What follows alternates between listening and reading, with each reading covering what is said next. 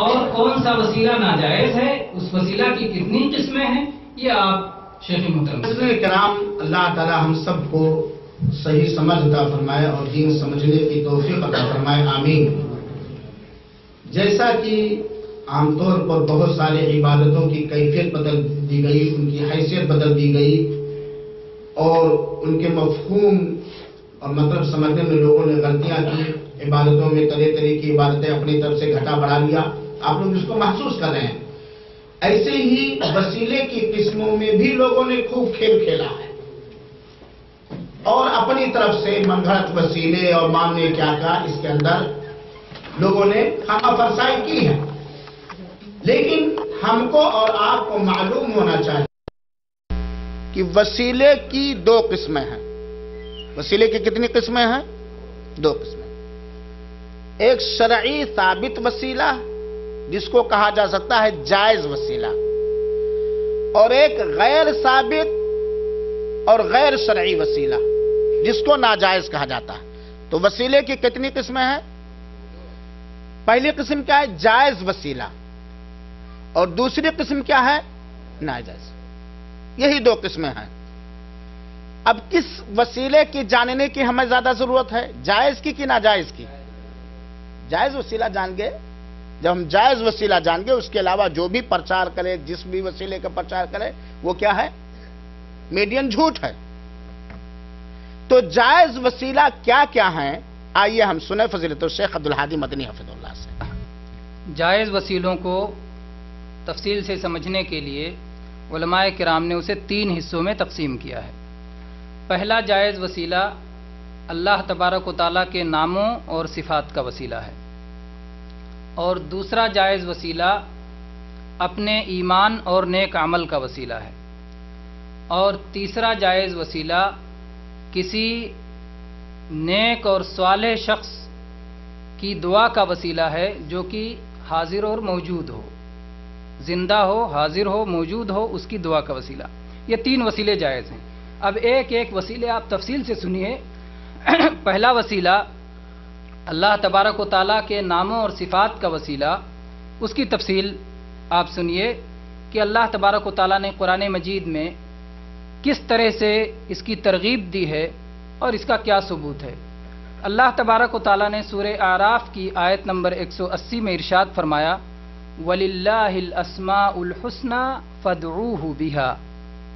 اللہ تبارک و تعالیٰ کے اچھے اچھے نام ہیں، اللہ تبارک و تعالیٰ کو انہی ناموں کے وسیلے سے پکارو، انہی ناموں کے ذریعے سے پکارو۔ تو اللہ تبارک و تعالیٰ نے یہاں پر اپنے ناموں کے ذریعے سے پکارنے کی دعوت دی ہے۔ اور اسی طرح سے جب ہم اور آپ انبیاء کرام کی دعاؤں کو دیکھتے ہیں، قرآن مجید میں بے شمار دعائیں ذکر کی گئی ہیں، انبیاء کرام کی دعائیں، صالحین کی دعائیں ذکر کی گئی ہیں۔ ان دعاؤں کو ہم دیکھتے ہیں تو دیکھتے ہیں کہ ان لوگوں نے اللہ کے ناموں کا اور صفات کا وسیلہ لیا ہے بہت ساری جگہوں پر۔ چنانچہ ہم صرف 2 دعاؤں پر اکتفا کرتے ہیں۔ ایک تو سلیمان علیہ السلام کی دعا۔ سلیمان علیہ السلام اللہ تبارک و تعالیٰ سے دعا کرتے ہوئے کہتے ہیں، جانتے ہیں کہ سلیمان علیہ السلام کو اللہ تعالیٰ نے ایسی بادشاہت سے نوازا تھا جیسی بادشاہت اب کسی کو ملنے والی نہیں ہے، نہ ان سے پہلے کسی کو ایسی بادشاہت ملی تھی۔ آپ کی ہواؤں پر بھی حکومت تھی، پرندوں پر بھی حکومت تھی، اور سمندر کی مچھلیوں پر بھی حکومت تھی۔ تو یہ حکومت اب کسی کو حاصل ہونے والی نہیں ہے۔ انہوں نے ایسی دعا کی تھی اور اللہ نے اسے قبول فرمایا تھا۔ انہوں نے یہ سب پانے کے بعد اللہ سے دعا کی، رب اوزعنی ان اشکر نعمتک التی انعمت علی وعلی والدی وان اعمل صالحا ترضاہ وادخلنی برحمتک فی عبادک الصالحین۔ اے اللہ، تو مجھے توفیق دے کہ میں تیری نعمت کا شکریہ ادا کروں۔ اے میرے رب، اللہ کے ناموں میں سے ایک نام ہے رب، پالن ہار، ضرورتوں کا ذمہ دار۔ تو انہوں نے اللہ کے اس نام کا وسیلہ لیا، رب اوزعنی، اے میرے رب، اے میرے پالن ہار، اے میرے پروردگار، تو مجھے توفیق دے کہ جو تو نے مجھ پر انعام کیا ہے میں اس کا شکر ادا کروں، اور جو تو نے میرے والدین پہ انعام کیا ہے ان کا بھی شکر ادا کروں، اور میں ایسے صالح اعمال کروں جن سے تو راضی ہو جائے، اور اے اللہ اپنی رحمت کے وسیلے سے تو مجھے اپنے نیک بندوں میں شامل کر لے۔ वअदखिलनी बिरहमतिका, और रहमत ये अल्लाह की सिफात में से है, अल्लाह की सिफत है रहमत। तो अल्लाह की रहमत का वास्ता उन्होंने लिया, वसीला लिया, और ऐसे ही उन्होंने अल्लाह के नाम का वसीला लिया। आप देखें कुरान पाक की अक्सर दुआएं रब्बना रब्बना रब्बना से शुरू होती हैं, और रब ये वसीला है अल्लाह तबारक व तआला के नाम का। इसी तरह से दूसरी दुआ इब्राहिम अलैहिस्सलाम की दुआ, जो कि अंबिया के बाप हैं, अबुल अंबिया और इमामुल मुवहिदीन हैं। इब्राहिम अलैहिस्सलाम की दुआ सूरह इब्राहिम में आयत नंबर 38 से 41 तक है।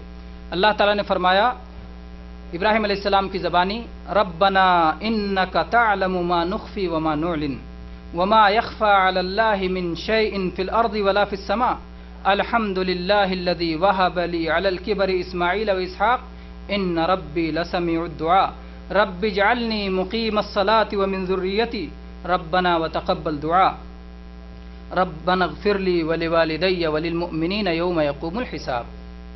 दुआ की कि ऐ अल्लाह, हम जो कुछ छुपाते हैं और जो कुछ दिखाते हैं, अल्लाह तू सब कुछ जानता है, और अल्लाह पर न ज़मीन में कोई चीज़ छुपी ढकी है और न आसमान की कोई चीज़ अल्लाह से ढकी छुपी है। हर किस्म की तारीफ़ अल्लाह के लिए जिसने बुढ़ापे में मुझे इस्माइल और इसहाक़ दिया। मेरा रब दुआओं का बड़ा सुनने वाला है। ऐ अल्लाह, मुझे तू सलात का पाबंद बना दे और मेरी औलाद को भी नमाज़ों का पाबंद बना दे। ऐ अल्लाह, तू हमारी दुआ को सुन ले। ऐ अल्लाह, मुझे माफ़ कर दे, मेरे वालिदैन को माफ़ कर दे और ईमान वालों को माफ़ कर दे जिस दिन की हिसाब होने लगे। इसमें आप देखें कि दुआ में कौन सा अंदाज इब्राहिम अलैहिस्सलाम ने इख्तियार किया है। सबसे पहले इब्राहिम अलैहिस्सलाम ने अल्लाह ताला की तारीफ़ की, अल्लाह ताला की सिफ़ात को बयान किया, सिफ़ात कमाल को, अल्लाह की खूबियों को बयान किया कि अल्लाह तू सब कुछ जानता है, ढका छुपा कुछ भी तुझसे कोई चीज़ छुपी नहीं है। तो ये अल्लाह की तारीफ़ की, अल्लाह की सिफ़ात का बयान किया जिसका वसीला लिया, और फिर हम्द किया, अल्लाह की तारीफ़ की और कहा कि ऐ अल्लाह, तूने मुझ पे ये इनाम किया है। तो अल्लाह की तारीफ़ की और अल्लाह के इनामात का एतराफ़ किया कि अल्लाह तूने मुझ पे ये इनाम किया है, और फिर कहा कि अल्लाह तू दुआओं का सुनने वाला है और तूने मेरी दुआएं पहले भी सुनी हैं, क्योंकि बुढ़ापे में औलाद हुई और यह औलाद वो पहले से मांगते रहे थे। तो कहा कि अल्लाह, मैं तुझसे दुआ मांग रहा हूं, तू दुआओं का सुनने वाला है और तूने मेरी दुआ सुनी भी है, तूने मुझे औलाद दी भी है। ऐ अल्लाह, मैं तुझसे एक और दुआ मांगता हूं, ये कि मुझे माफ़ कर दे, मेरे वालिदैन को माफ़ कर दे, ईमान वालों को बख्श देना जबकि हिसाब होने लगे। तो इसमें बहुत सारे आदाब हैं, जिसमें से वसीला का भी अदब है कि अल्लाह की तारीफ़ करने का वसीला, और अपने इनामात के, एहसानात के एतराफ़ का वसीला, और अल्लाह तबारक व तआला की दुआओं की कबूलियत को अल्लाह के सामने बयान करना। ये सारी चीज़ें ऐसी हैं जो दुआ की कबूलियत की उम्मीद को बढ़ाती हैं। तो ये बेहतरीन वसीला है जो कुरान मजीद में जिसकी तरफ इशारा आया है, जिसको बयान किया गया है कि अल्लाह के नामों का और अल्लाह की सिफ़ात का वसीला लिया जाए। मेरे भाई, अब आइए अहादीस के ज़रिए देखते हैं कि अहादीस मुबारका में किस तरह नबी करीम सल्लल्लाहु अलैहि वसल्लम ने अल्लाह के नामों और सिफ़ात की वसीला को बयान किया है। कि आप लोगों ने अभी सुना कि वसीला की पहली किस्म जो जायज़ वसीला है, उसकी 3 सूरतें हैं। कोई बता सकता है तीनों सूरतें? हैं, बताइए। अल्लाह के नामों, याद कर लीजिए मेरे भाई, ये प्रोग्राम इसीलिए रखा गया कि इसके अंदर बड़ी धोखाधड़ी है। जो जायज़ वसीला है उसकी कितनी सूरतें हैं? 3। नंबर 1, अल्लाह के नामों और खूबियों का वसीला। नंबर 2, अपने नेक अमलों का वसीला। नंबर 3,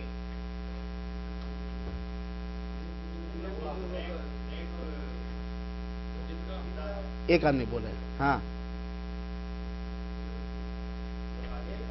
नेक बुजुर्ग की दुआ नहीं, नेक हो जिंदा, सुनिएगा, नेक हो, जिंदा हो और आपके सामने मौजूद हो या आपकी बात मोबाइल वगैरह के जरिए सुन रहा हो। नेक है मर गया, नेक है जिंदा है लेकिन मौजूद नहीं है। आप यहाँ आशा इस्लामिक सेंटर के हाल में बैठ के शेख अब्दुल हादी की तकरीर सुन रहे हैं और वो आंध्रा में है या केरला में है, मद्रास में है। नेक हो नहीं भाई, जिंदा हो और मौजूद हो, यही 3 जायज वसीले हैं। اللہ کے اسما اور صفات کے وسیلے کے بارے میں قرآنی ایک آیت کی تشریح آپ حضرات کے سامنے کی گئی اور سیدنا ابراہیم علیہ السلام کے دعا کا بہترین ذکر چھیڑا گیا۔ احادیث کے اندر بہت ساری مثالیں آپ کو ملیں گی، جب حدیث دیکھیں گے تو بہت ساری مثالیں دیں گے۔ ایک بات اور یاد دلا دوں کہ ہو سکتا ہے کوئی کہے کہ یہ قرآن اور حدیث ہی کو لوگ بیان کرتے وسیلہ، اولیاء کے کلام کو نہیں ذکر کرتے، فلاں مولوی کا کلام کو نہیں ذکر کرتے فلاں۔ ہمارے دین کا صحیح طریقہ حاصل کرنے کا جو اساسی اور بنیادی اسٹیشن اور مصدر ہے وہ کون سا ہے؟ دو، کیا ہے؟ قرآن اور حدیث۔ اور کوئی بھی انسان جب قرآن اور حدیث کو اچھی طرح سمجھ لے گا اور اپنے عمل کو قرآن اور حدیث کے مطابق ڈھال لے گا، انشاءاللہ العزیز دنیا میں بھی سربلندی اسے ملے گی اور مرنے کے بعد انشاءاللہ العزیز جنت الفردوس اسے ملے گی۔ اور دین کے حاصل کرنے کا ذریعہ دو ہی ہے، قرآن اور حدیث۔ سب سے بہترین کتاب اللہ کی کتاب اور سب سے بہترین ہدایت اور رہنمائی کس کی رہنمائی ہے؟ اسی لیے ہم لوگ ہمیشہ قرآن سے یہ دلیل دیں گے اور قرآنی آیت کو جس طرح صحابہ کرام نے سمجھا ہے، مفسرین عظام نے جو مفہوم بیان کیا وہ مفہوم بیان کریں گے۔ اور دلیل کس سے دیں گے ہم؟ حدیث رسول۔ اور کون سی حدیث ہے؟ جو صحیح حدیثیں ہیں، جو چھٹائی حدیثیں ہیں، جس کے اندر کوئی دھوکہ دھڑی نہیں، کوئی من غلط باتیں نہیں، کوئی ضعیف نہیں۔ یہ بنیادی چیز ہم سمجھنے کی کوشش کریں۔ حدیث کے اندر بہت ساری مثالیں آپ کو ایسی ملیں گی کہ اللہ کے رسول اکرم صلی اللہ علیہ وسلم نے باقاعدہ دعا سکھائی ہے کہ اپنے رب کے ناموں کا وسیلہ لو، اپنے رب کی خوبیوں اور صفتوں کا وسیلہ لو۔ چنانچہ دیکھیے، بسا اوقات انسان کے ساتھ کچھ ایسے حالات آ جاتے ہیں، چاہے بیماری کی وجہ سے یا کسی دنیاوی پریشانی کی وجہ سے، کہ وہ موت مانگنے لگتا ہے۔ ہوتے کہ نہیں؟ اللہ مجھے موت دے دے، اتنا پریشان ہوئی، اللہ مجھے موت دے دے۔ حالانکہ اس طرح موت نہیں مانگنا چاہیے۔ اگر انسان کو موت مانگنا وہ اپنے لیے ضروری سمجھتا ہے تو اللہ کے رسول اکرم صلی اللہ علیہ وسلم نے کیا رہنمائی کی ہے کہ موت کس طرح مانگے؟ ایک چیز تو یہ، دوسری چیز اس موت مانگنے کے لیے جو دعا کر رہا ہے کس چیز کا وسیلہ اور واسطہ لے رہا ہے۔ دوسری چیز جو موضوع سے متعلق ہے، اللہ کے رسول اکرم صلی اللہ علیہ وسلم نے فرمایا ہے کہ اگر کوئی آدمی موت مانگنا چاہتا ہے، پریشان ہے، موت کو ترجیح دے رہا ہے، تو یہ دعا پڑھے، کیا؟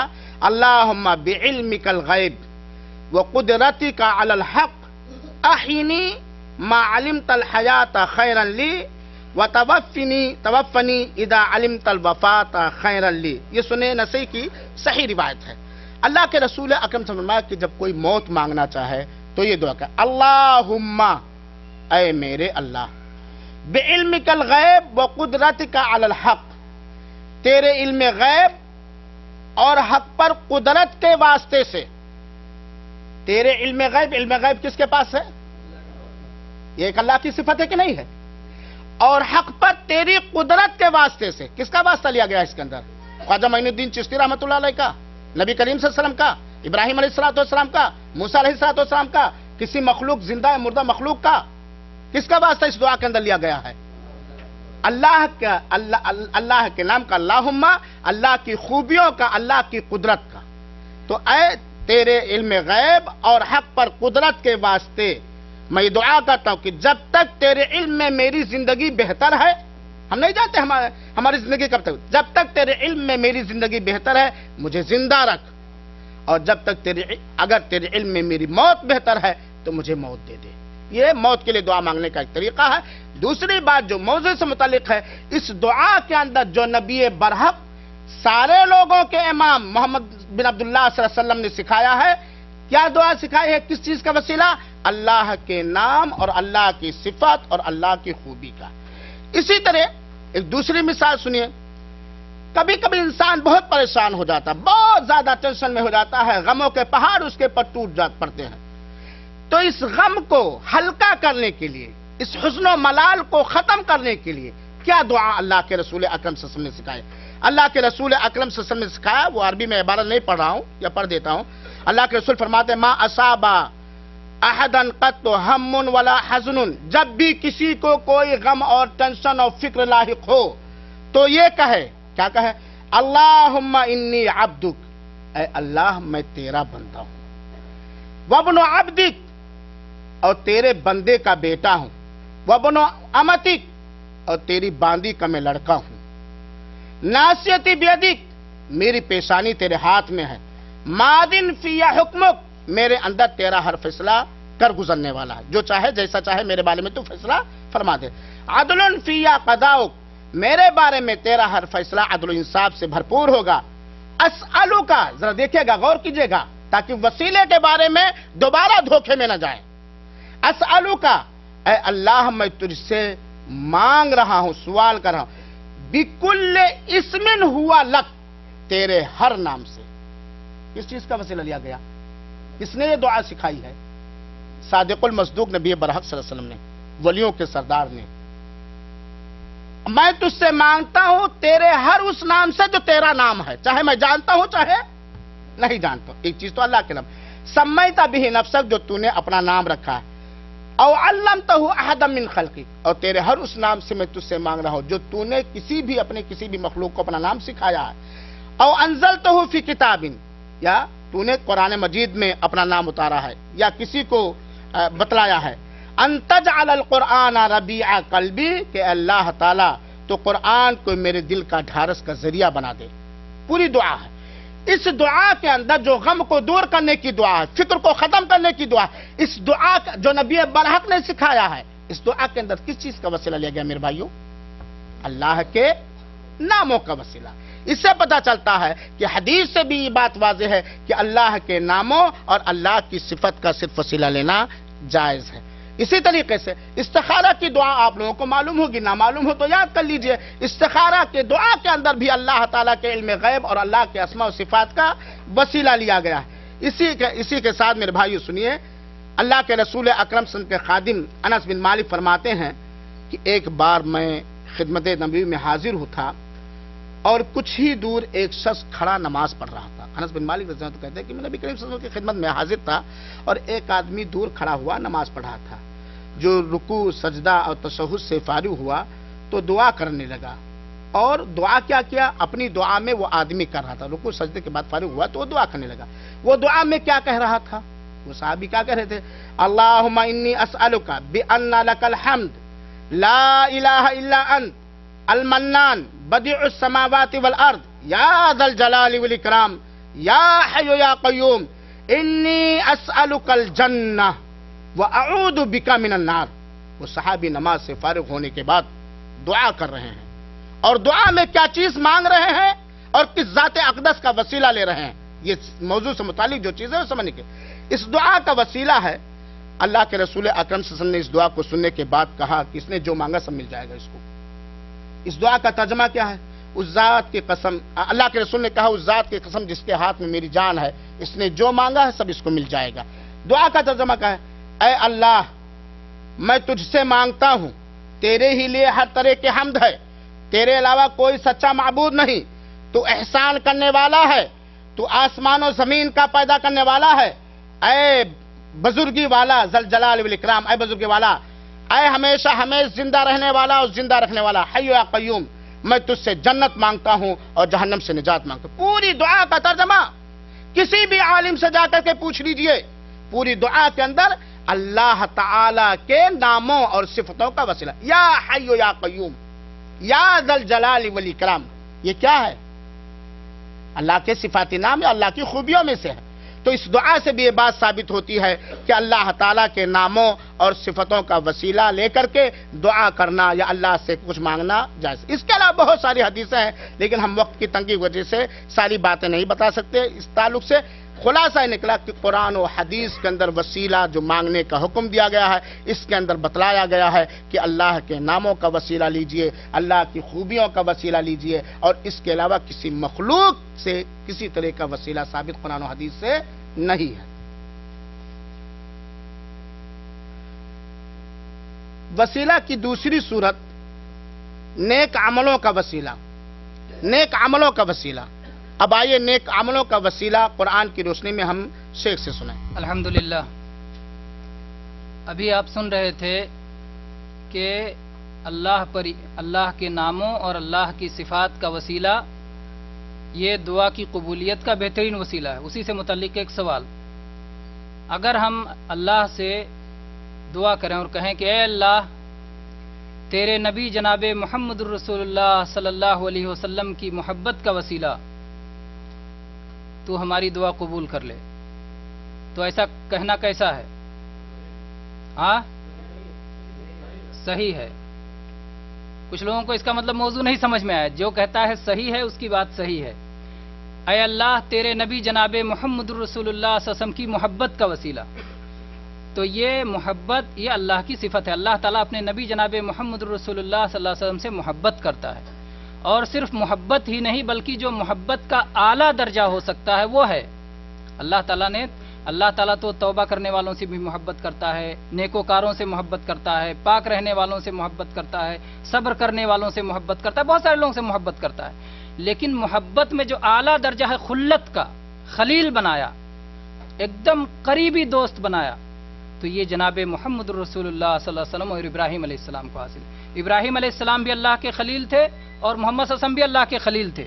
تو اللہ کا حبیب ہونا اور خلیل ہونا اس کا واسطہ لے کر کے ہم دعا کر سکتے ہیں کیونکہ یہ اللہ کی صفت ہے. اے اللہ اپنے نبی جناب محمد رسول اللہ کی محبت کے واسطے سے ہماری دعائیں قبول فرما. ایسا کہنا بالکل درست ہے. اور یہ ہمارے موضوع سے بھی متعلق ہے جو آگے آ رہا ہے کہ اعمال صالحہ کا وسیلہ, ہم اپنے نیک اعمال کو وسیلہ بنائیں. یہ قرآن مجید سے بھی ثابت ہے اور احادیث مبارکہ سے بھی. اور ہم اپنے نبی سے محبت کرتے ہیں, یہ ہمارا عمل ہے. اللہ اپنے نبی سے محبت کرتا ہے, اللہ کی صفت ہے, اور ہم اپنے نبی سے محبت کرتے ہیں, ہمارا عمل ہے. تو دو دلیلوں کی بنیاد پر جناب محمد رسول اللہ صلی اللہ علیہ وسلم کی محبت کا واسطہ لیا جا سکتا ہے. اب دیکھتے ہیں کہ نیک اعمال کو وسیلہ بنانے کے لیے قرآن مجید میں کیا دلائل آئے ہیں. قرآن مجید میں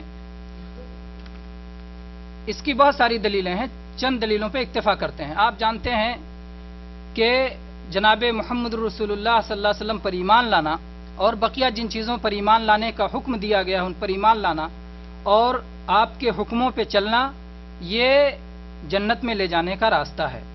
اور یہ اللہ تبارک و تعالیٰ کی رضا حاصل کرنے کا راستہ ہے. اور یہ اس لیے بہترین وسیلہ ہے, اور یہ واجب وسیلہ ہے, فرض وسیلہ ہے. یعنی ہر مسلمان بلکہ ہر انسان پر فرض ہے کہ وہ اللہ پر ایمان لائے, اللہ کے رسول پر ایمان لائے اور ان کے حکموں پر عمل کرے, اور اس کے ذریعے سے وہ جنت میں جائے گا. اس کے لیے وسیلہ ہے. تو یہ فرض وسیلہ ہے جس سے کسی کو چھٹکارا نہیں ہے. میرے بھائیو, قرآن مجید میں اللہ تبارک و تعالیٰ نے ذکر کر فرمایا سورہ آل عمران کی آیت نمبر 16 میں, الذین یقولون ربنا اننا آمنا فاغفر لنا ذنوبنا وقنا عذاب النار. ایمان والے کہتے ہیں کہ اے ہمارے رب ہم ایمان لائے ہیں, اے ہمارے رب ہم ایمان لائے ہیں, تو ہمارے گناہوں کو بخش دے اور ہمیں جہنم کے عذاب سے بچا دے. تو وہ کہتے ہیں اللہ ہم ایمان لائے ہیں, یہ احسان جتلانے کے لیے نہیں بلکہ یہ وسیلے کے لیے. اے اللہ تو نے حکم دیا, تیرے فرض پہ ہم نے عمل کیا, ہم ایمان لائے ہیں تجھ پہ مولا, تو ہمارے گناہوں کو معاف فرما دے. اسی طرح سے عیسیٰ علیہ السلام کے حواریوں کا جب ذکر کیا اللہ تعالیٰ نے تو ان کی دعا ذکر کی قرآن پاک میں. اللہ تعالیٰ نے فرمایا سورہ آل عمران ہی کی آیت نمبر 53 ہے, ربنا آمنا بما انزلت واتبعنا الرسول فاکتبنا مع الشاہدین. اے اللہ تو نے جو کچھ اتارا ہے ہم اس پہ ایمان لائے ہیں اور ہم نے تیرے رسول کی پیروی کی ہے. تو دیکھیے دو چیزیں ذکر کی, ایمان اور اطاعت. رسول کی پیروی عمل صالح کے ذریعے سے ان کے حکموں پہ عمل کرنے. تو ایمان اور عمل دونوں کو ذکر کیا, وسیلہ بنایا اور کہا کہ اے اللہ تو ہمیں گواہوں میں سے لکھ لے, گواہوں میں سے لکھ لے. تو یہ قرآن مجید میں